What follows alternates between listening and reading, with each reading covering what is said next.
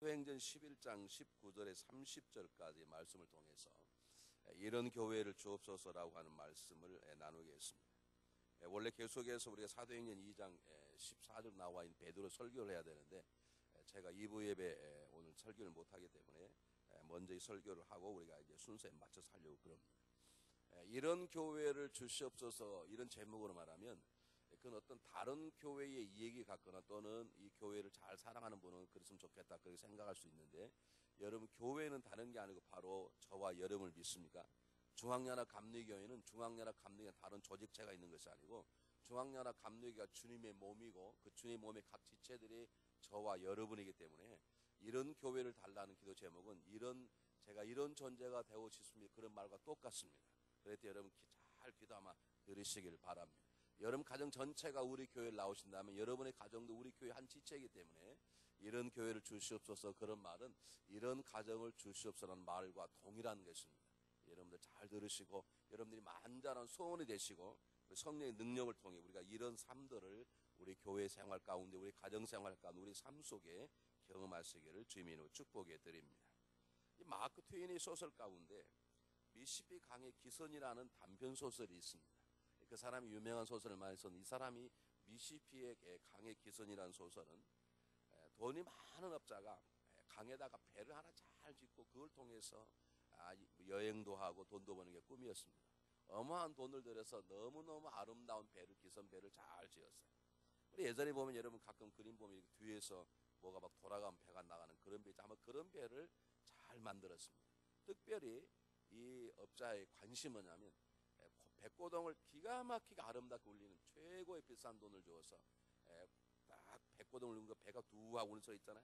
그 소리를 그 강 옆에 사는 모든 사람들에게 어떻게 하면 아름답게 들릴 수 있을까, 그런 관심으로 배를 기가 막히게 만들었어요. 그런데 문제가 하나 생겼습니다. 배가 잘 나가다가 백고동을 울리기 시작하면 배가 나가다가 멈추는 것이었어요.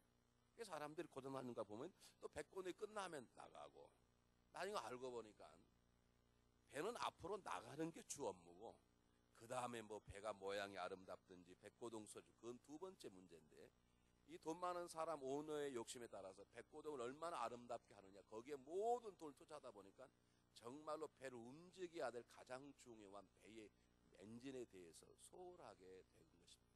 그게 소설의 얘기입니다. 이게 무슨 말입니까? 우리가 우리 개인이나 우리 가정이나 교회나 우리들의 문제가 뭐냐면 내 삶이 잘 안 풀리는 이유 중에 하나는 삶이 어려워서, 경제의 삶이 어렵든 또 내가 지나친 욕심 때문에 뭐 여러 가지 어려움이 있을 수 있지만 우리가 가장 중요한 본질적인 문제가 우선순위 되지 않으면 정말 내 삶 속에, 내 가정 속, 우리 교회 속에 어떤 것이 가장 중요한 것인가 라고 하는 것을 상실하게 되면 우리의 가정이나 개인이나 교회는 정말로 건강한 존재가 될 수 없습니다. 백고동 소리가 아름답게 들리기 좋겠지. 그 소설에 한 백고동 소리가 얼마나 아름답든지 백고동 소리가 들리기 시작하면 멀리 떨어진 사람들이 그 백고동 소리를 듣고 그 배를 보고자 모일 정도로 그렇게 아름다운 백고동 소리가 났지만, 그러나 문제는 백고동 소리에 모든 걸 돌 투자해가지고 그 배가 앞으로 나가게 하는 정말로 중요한 엔진에 대해서 연약할 수밖에 없었다는 것입니다. 혹시 우리 그렇게 살아가는 건 아닌지. 여러분, 아름다운 건물 굉장히 중요한 것입니다. 교회 좋은 프로그램 굉장히 중요한 것입니다. 그런데 여러분, 그것은 교회에 필요한 것이지 교회 가장 본질적인, 교회 가장 먼저 우선적으로 있어야 될 것은 아닙니다. 한국에 깡통교회라는 교회가 있습니다. 교회를 짓지 않습니다. 그들은 그냥 그 불편한 데서 그 누더기 같은 데 그냥 교회 예배를 드리고, 그리고 그 돈을 가지고, 나머지 모든 돈을 가지고 전 세계에 선교사를 파송하는 바울 선교라는 탁월한 선교단체를 만들었습니다. 그렇다고 해서 우리 교회에 때려 붙자는 건 아니니까 오해하지 마시고, 정말로 중요한 것이 무엇인지가 알아야 되지. 내 삶 속에 내가 정말로 본질적으로 중요한 것들을 우리 하고 있는 것인데 한번 생각해 보세요.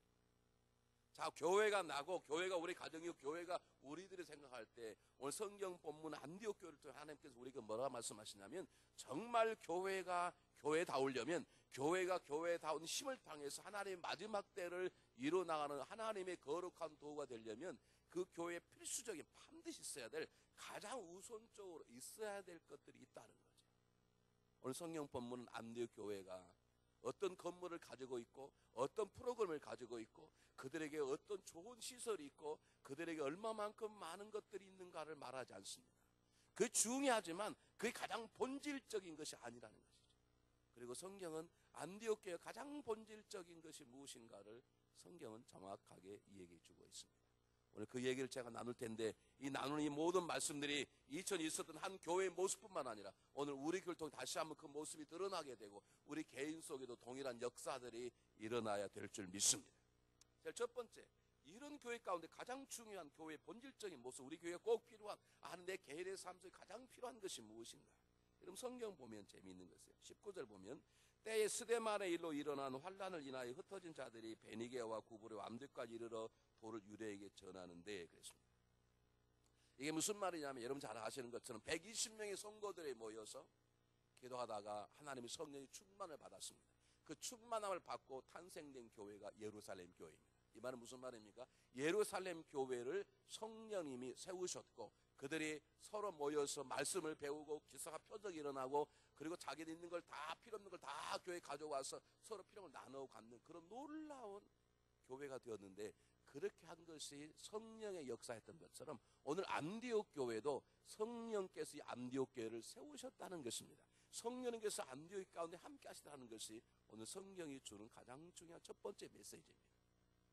두려워 떨던 120명의 성도들을 붙잡으시고 기독케 하시고 그들에게 성령의 강력한 역사를 통해서 담대하게 복음을 증거한 첫 번째 교회의 놀라운 지체가 되도록 하나님께서 예루살렘 교회를 세웠듯이 예루살렘 교회의 스데반의 순교를 통해서 그들이 살겠다고 다시 주랭랑을 치기 시작했어요.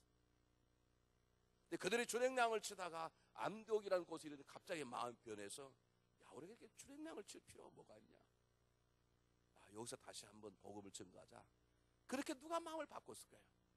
겁쟁했던 베드로를 변화시켜서 예루살렘 교회를 세우는 지체로 세웠던 하나 성령님께서 스데반의 핍박으로 순교로 인하여 주랭랑을 치는 비겁자 이 겁쟁이들의 마음을 다시 한번 바꾸셔서 그들로 하여금 안디옥 교회의 건강한 지체가 되게 하셨다는 것입니다.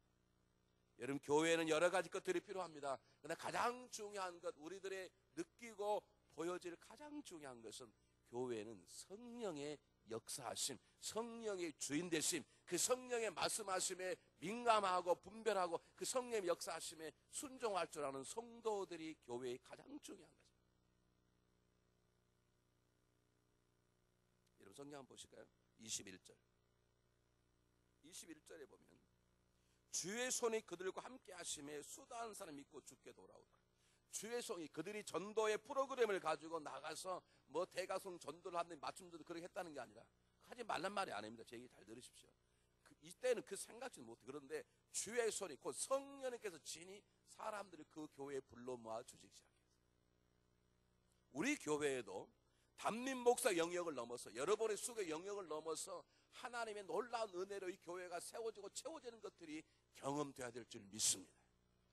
저건 하나님의 은혜라는 것도 경험돼. 그거 왜 그러느냐? 하나님의 은혜로만 된다는 게 보여져야 이 교회는 성령님께서 역사하는 교회라고 하는 거예요. 여러분 이 교회는 성령의 역사하는 교회입니다. 왜 그러는가? 우리 교회는 기도를 많이 한다고 소문난 교회입니다. 저는 기도를 가장 가르치지 아니하는 연세대학교를 졸업한 목사입니다.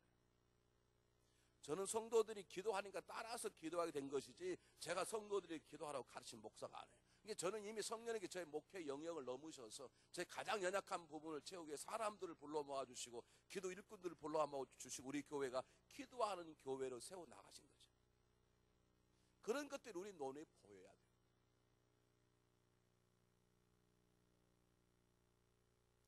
우리가 제일 첫 번째 교회를 지을 때 어떤 분이 찾아와서 건축헌금을 주셨어요. 그분은 우리 교회 다니신 분이 아니세요. 그래서 왜 이렇게 건축헌금을 주십니까? 이게 주고 싶다는 거예요. 그래서 제가 받았게 안 받았게. 얼른 받죠. 맘 편하게 얼른 받죠. 얼른 받죠. 보니까 1,000불이었어요. 여러분 82년도에 1,000불은 적은 돈이 아닙니다. 뭐 지금도 적은 돈이 아니지만 여러분 다른 교회 건축헌금 가서 1,000불 해보시면 손 한번 들어보십시오. 우리 교회 말고. 누가 자기 교회도 아닌데 와서 내가 뭐 달라고 광고한 것도 아니고 중앙연합 감독이가 교회를 새롭게 짓는데 돈이 부족하지 헌금해 달라고 광고한 것도 아닌데 와서 자기가 돈 1,000불을 내신 거예요. 여러분 이런 것을 뭐라고 말합니까? 재수가 있다 하지 않고 성령의 역사한다는 거예요. 하나님이 그 사람들을 보내주셔서 하나님이 교회가 다 어려우니까 이 교회도 우리 교회도 마찬가지라고 보여주신 성령의 역사하심 사건. 교회는 좋은 시설도 필요합니다. 하나님 우리 교회 좋은 시설 주실 것입니다. 교회는 좋은 프로그램도 필요합니다. 좋은 프로그램 하나님 주실 것입니다. 그러나 정말 중요한 건 교회 지체의 성도들의 마음속에 성령의 힘을 사모하고 성령의 충만을 받고 그 성령의 명령에 민감하게 반응할 줄 아는 성령의 충만한 역사, 성령의 충만한 사람들이 교회에 가득하는 게 중요해요. 여러분의 가정도 마찬가지. 한번 여러분 생각해 보십시오. 내가 지금 성령의 인도함을 따라 순종하는 사람인지 아니면 내 성질대로 행동하는